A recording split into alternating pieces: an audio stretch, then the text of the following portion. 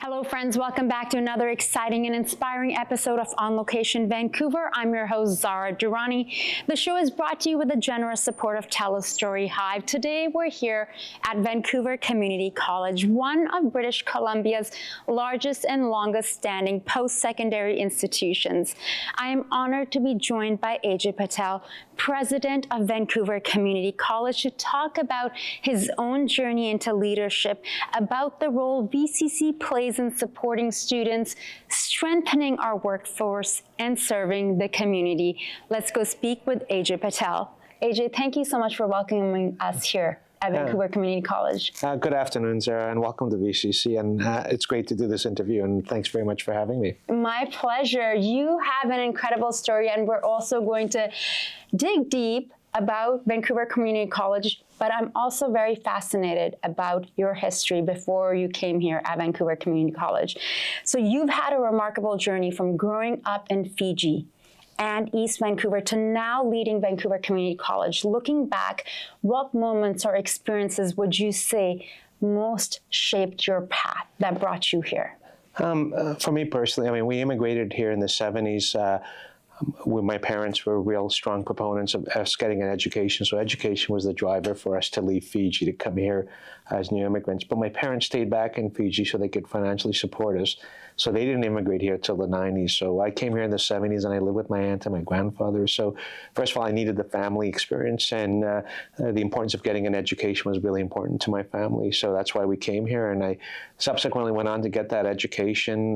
My parents then immigrated here into the 90s, and then I went on to UBC and did my undergraduate degree, my graduate degree. And during that time, I had the opportunity to be a student at what was VCC Langara campus before I went to UBC. So education was the main driver. And then the other experiences that I recall very distinctly are the mentorships that I received throughout my path, particularly as I was growing up. But at the same time, growing up in the 70s and 80s, I always had this challenge where I was like, am I Canadian enough? Because being a new immigrant, a person of color, you come to a new country, barely speak the language. My aunt and my grandfather spoke limited English. My parents weren't with me. I was just here with my brother. So you really get kind of into that identity crisis. That can be quite challenging, and it's something I can resonate with quite a bit. I moved here in 2000 and did just a year and a half of high school. And it's very interesting when you come here in your teens, like late teens, because you have this identity in your home country and you think the transition is going to be easy. Yeah. So how did you manage that, and what did you find helped you in your transition in creating this identity of being Canadian? I think I was struggling with it when I was younger, and I probably will suggest I had an identity crisis, and at times I just wanted to be a white male Christian, I'll be honest. But I think over time I've learned to embrace the culture and diversity. And I think a lot of it had to do with that. Back then, a lot of us didn't understand each other's society, each other's diaspora. So you tried really hard to fit in what was the Canadian crowd, and then you had to go back home and try and fit in with what was your cultural crowd. And so I struggled with that a lot until my 20s. And then as I discovered getting into sport and education and getting some mentoring at that time, that was really helpful, particularly in my latter years of high school. I had a physical education instructor. His name was Bob Albiston, and he really helped me navigate through things. And then as I moved into college and education and coaching and sport, that really helped me come to a better consensus of how I was going to balance my life. Before moving into post-secondary education, you spent many years, as you've mentioned, in sport leadership, including roles with organizations like Badminton BC and Gymnastics BC. Wow. How did that chapter of your career influence the way that you lead today? I think it influenced my career tremendously. Sport was such an important piece of my life that I didn't really realize that till I got probably into this role here. Leading both of those organizations taught me, again, about teamwork, about empowering people, about building trust. And also all those organizations were nonprofit organizations, so there was a social cause to them as well, whether that was increasing participation at a grassroots level, or whether that was high-performing athletes where they had to train hard to try and achieve, success at a provincial, national, or in some cases even international level. And then there was the whole business side of running a nonprofit organization for the betterment of the membership. So I think the way that it equates to post-secondary is we were serving a membership here. We have the privilege of serving students in our community. In sport, you serve the athletes, the coaches, and the community of the sport organization. So there's a lot of translations there. And then from the business aspect of it, running a sport organization, I was able to take a lot of those skill sets and use them here in terms of how we run and operate the college. When I'm hearing you speak, I hear this passion for people, community, and service.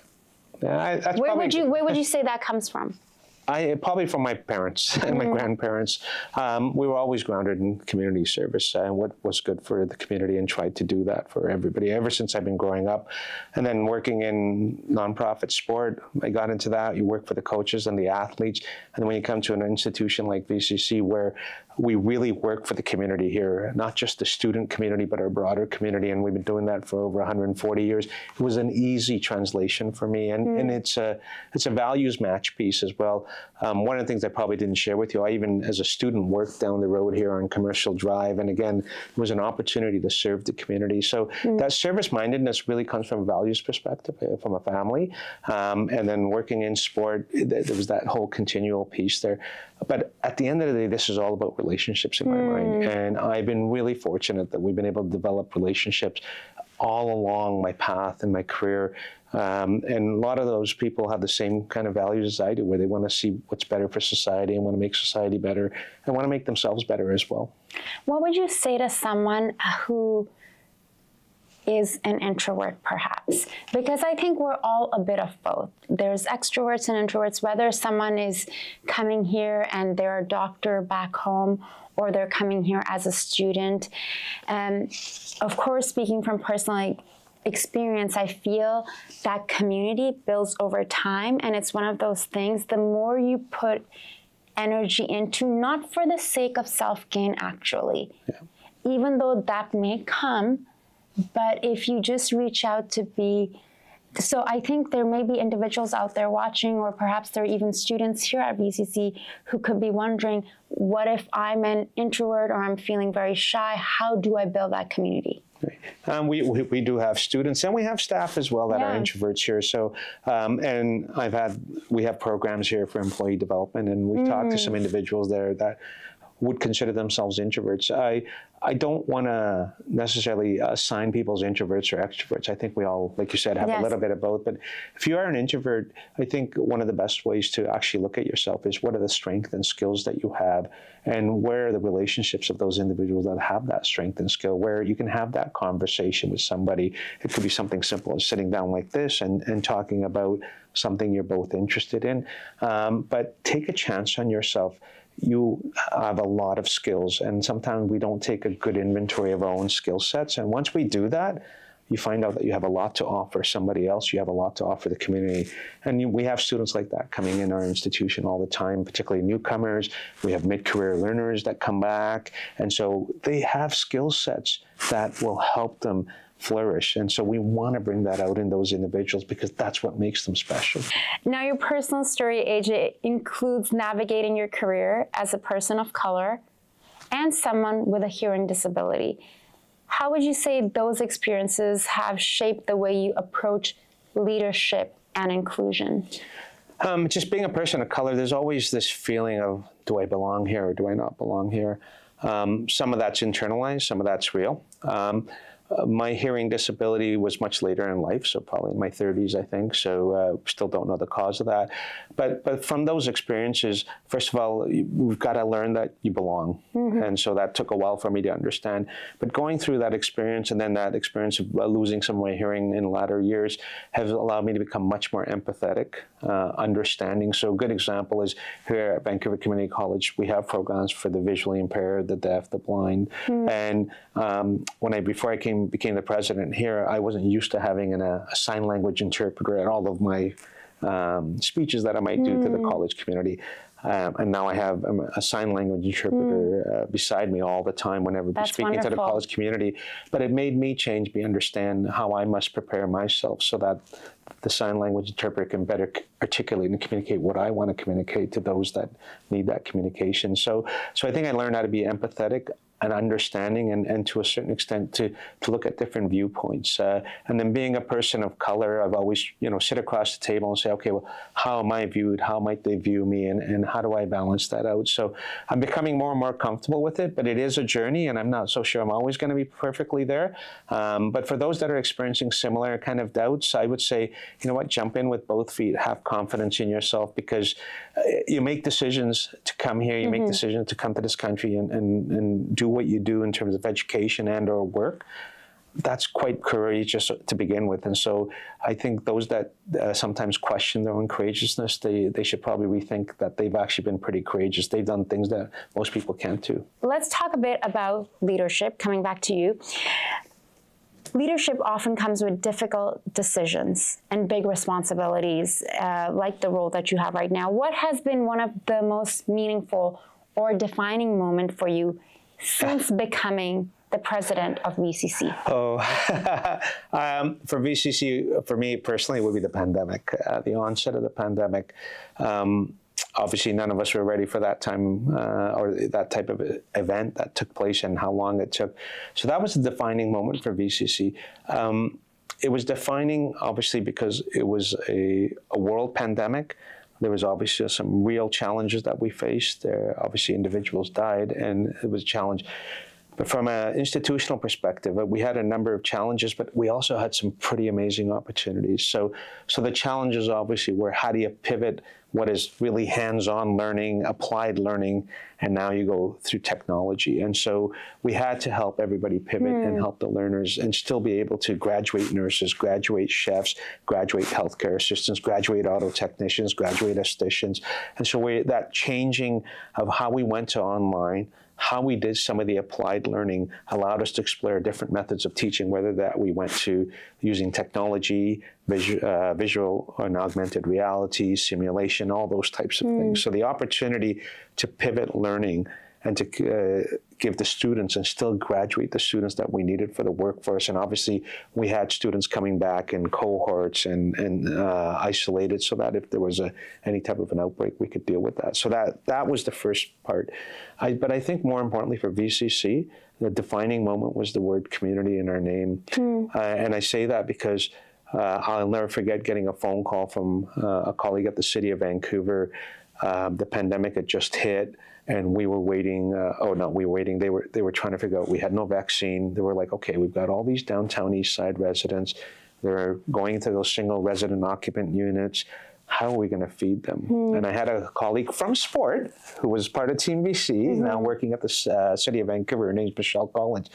I guess she was part of whatever the city was doing as their emergency operation. She goes, I know someone that might be able to give us some kitchens. And so she called me up, and we opened up our downtown kitchens, where for about a period of 12 weeks, we served about 72,000 meals to the downtown East Side. And that was the coming together of our chefs in the kitchens. Our custodial staff were packaging the food, and our engineering team was delivering the food to the downtown East Side single resident occupants. So the opportunity to serve the community at a time of crisis was really a defining moment, I think, another defining moment for us. And I think a third one for me was that parking lot behind me that now has Center for Clean Energy being built, but at that time there was nothing on there. We were able to instantly make that available to become the largest COVID testing site to begin with, and then it became the largest COVID vaccination site as well. I remember that. Right, yeah. And so the opportunity for this college to really shine from a community perspective, not just by helping our learners, but helping the community, keeping people safe from a food security perspective, and being part of a health response team. And there's a number of other stories, but those are the big stories that stick out in my mind. And you know what? We couldn't have done that without the leadership team that we had here, because I can tell you it wasn't me doing it by myself. We had an amazing team that was able to execute all that flawlessly. And then I must admit, we have partners at Costa Health, the city, and the province that stepped up. So it really showed how you could come together and how this institution can bring all those groups together. Beautiful. Thank you for sharing that. Now, you had just joined VCC because you joined Vancouver Community College in 2019 as Vice President of Enterprise and International Development. Could you have imagined that a year later you'd be stepping into the role of president and then a situation out of the movies would be happening? No, I would not even bet you $5 on that. Yeah. I can tell you that. No, it was, I did not expect that. And I certainly wasn't, I came here to help do the real estate development plan for Peter, who was the president at that time, and then he moved on. When Peter moved on, the board chair called me up and asked me if I wanted to be the interim president. So I agreed, again, not thinking I'd become the president. And the way things worked out, I had the opportunity to become the president. But I think what I can take away from that is all those skill sets that we were talking about earlier from sport, the opportunity to build a team, put a team together, set goals, try and have a conversation, but most importantly, build those relationships with the key individuals that you need so you can move the organization forward. I think that's what I was able to bring to this institution at that time. And then I was fortunate enough that the board thought I was competent enough to be able to lead the organization. And I had a lot of colleagues here that supported me as well. So I'm very thankful for that. And they put their trust in me. And I found myself being the president only to then take on the pandemic. Now, Vancouver Community College has been part of this city since the 1800s. I did not know that. From your perspective, what role does VCC play in the life of Vancouver today? I mean, you've shared quite a bit, but let's dig into that even further. So our physical structure was up in 1890. So we were established in the 1880s, then we had a physical structure in the 1890s. So quickly from there until now, we started off as Vancouver Central School. UBC was an offshoot of Vancouver Central School. Subsequently, we then Emily Carr, the Vancouver School of Art became Emily Carr. That was an offshoot of Vancouver Central School. We then became Vancouver Vocational Institution. VCIT came from that. And ultimately, and then we became Vancouver Community College, and we had both this campus downtown. So some of the big... Yeah, so any of you that are graduates from UBC, VCIT, and Emily Carr, your history comes back to Vancouver Central School. And then we had what was VCC Langara campus, where I went as a student and ultimately became Langara College as an independent college. So that's to say we've been part of the post-secondary landscape ever since post-secondary started in British Columbia. But the one thing that hasn't changed over our time, no matter what name we've had, we've always continued to serve the region for whatever its needs were. So in the early days of Vancouver Central School, we served the needs of what was the start of post-secondary education. We didn't have UBC, so we provided university studies that transferred to, it was McGill at that time. Fast forward to today, we are now doing the training for this region where it's downtown and Broadway. So the nurses that you see, the estheticians that you see, the car mechanics that you have, the chefs that you see, the nurses that you have, the healthcare assistants, all of those people are coming from this institution. And so the practical nurses. So I think one thing that VCC has continued to do is continue to serve this region from an economic perspective, and we're really proud of that. And now moving into the future, we're going to be building this Center for Clean Energy, which is a great opportunity to see what the future of VCC looks like from a clean energy perspective, and it'll be an evolution of what we offer. Now, one thing people say about VCC is that it focuses on hands-on learning and real-world skills. Why is that approach so important right now, especially in today's job market? With all the conversation around AI, the controversial topic. Yes. I mean, first of all, we've always been a hands-on learning institution, going back to our 140-year history. So I think that's the first thing we'll say. No matter what we've done, it's always been hands-on learning. But we've adapted the technology as the technologies come. And so right now we are focused still on hands-on learning, but we are starting to make sure that we meet with labor market needs. So any of our current programs that we have, they're there to meet the labor market needs, and all the new programs we're introducing in clean energy, electrician construction, they all require that hands-on learning. But what we've learned is how to integrate the technology into that hands-on learning. So for example, can we use technology to build certain levels of competency or help students learn about safety through virtual and augmented reality before we put them into real life settings, right? So that's how we're leveraging technology to get to a certain point or certain competency and be able to have the hands-on learning. You mentioned AI. Yes, AI is here and it's here to stay, and we're all trying to navigate it very differently. I'm really proud of how our institution has embraced AI, and we're using it to augment the teaching that we do. Because the reality is, the teaching that we do, AI can't replace that hands-on learning at all, right? What it can do is it can enhance it, it can augment it, and it can support it.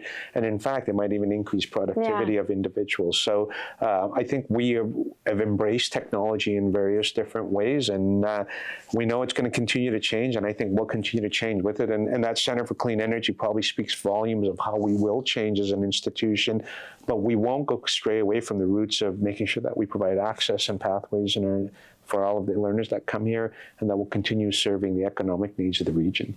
So one of the other outcomes of the pandemic was that because we all went to online, we had this ambitious campus plan at that time that the board approved of wanting to redevelop our real estate to make sure that we were able to be financially sustainable moving into the future for the programs that we have. And so we undertook a campus planning exercise for Broadway and downtown. And part of that campus planning exercise was to see if we can build a Center for Clean Energy and Automotive Innovation, because the future of energy was going in the way of clean tech, clean energy, electrification, hydrogen, all those. And so we put in a submission to the provincial government to be able to get the Center for Clean Energy built. The reason we were able to get that submission done so well was during the pandemic, we went to online, so you could have 5 or 6 meetings with key people in 1 week rather than try and organize schedules over months. And so long story short, we were able to create a plan where we were able to present to government that if we were able to build a Center for Clean Energy and Automotive Innovation, that we could then leverage that to free up the rest of our real estate to not only build a second academic building, but the opportunity to build 2,000 housing units on this campus, right where you're sitting. And so that vision of not only building what we needed as modernized spaces for teaching, but an opportunity to provide civic amenities, housing, daycare, as an opportunity to really leverage. Students? No, this is for the city of Vancouver, for the public. So that's what we've undertaken. So the Center for Clean Energy is now well underway. It's slated for completion at the end of 2027, and we'll be in early 2028. So we're halfway there.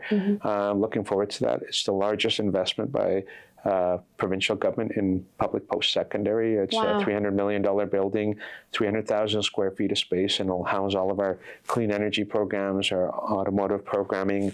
We'll have our student services out of there. We'll have our Indigenous gathering spaces and some other programs that'll be based out of there. And so we're really looking forward to that.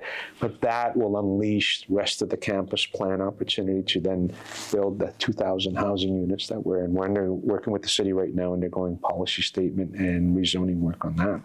Sounds like VCC is up to some real good over here.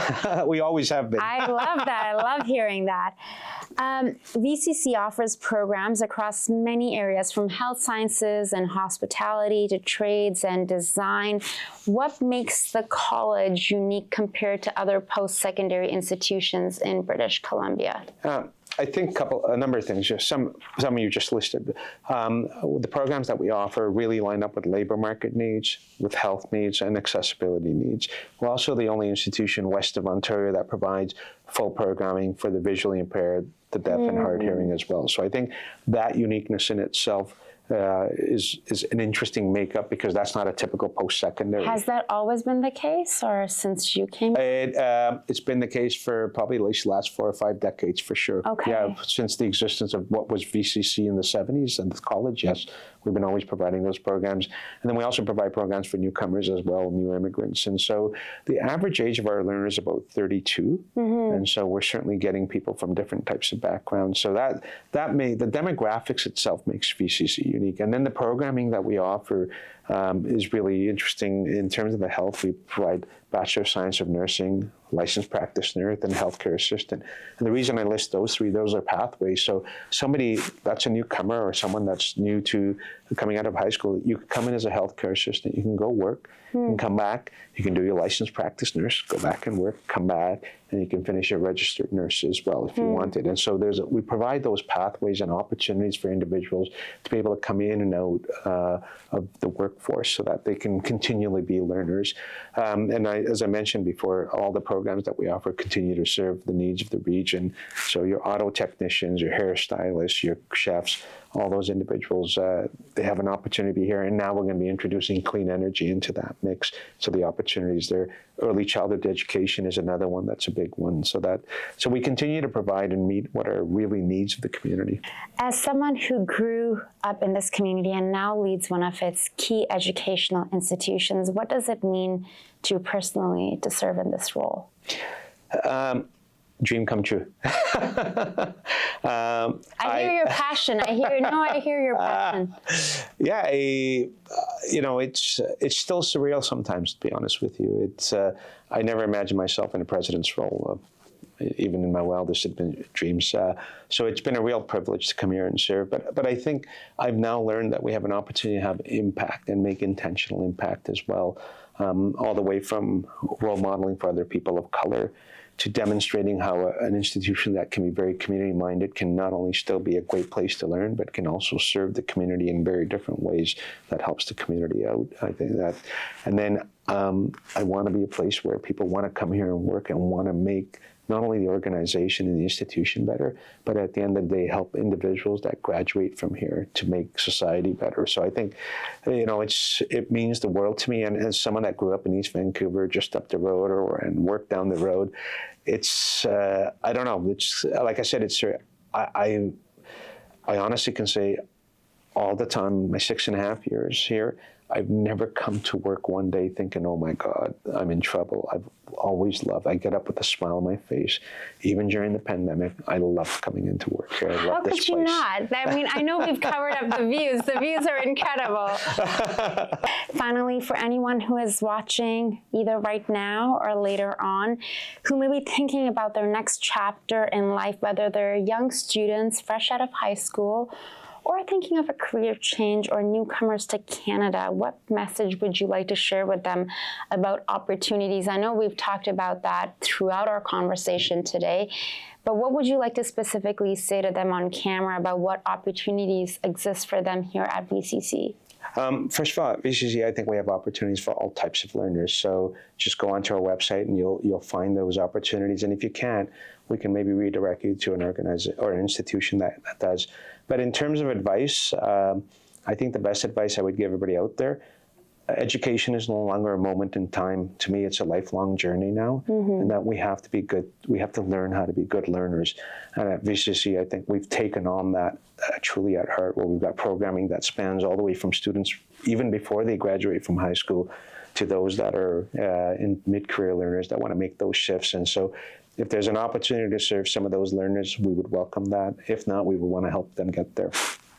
Amazing. AJ, thank you so much for your time. I feel truly inspired just sitting here. I know I did the few moments I've had on the red carpets with you, and I knew there was more to the story. And thank you for taking the time to sit down with me.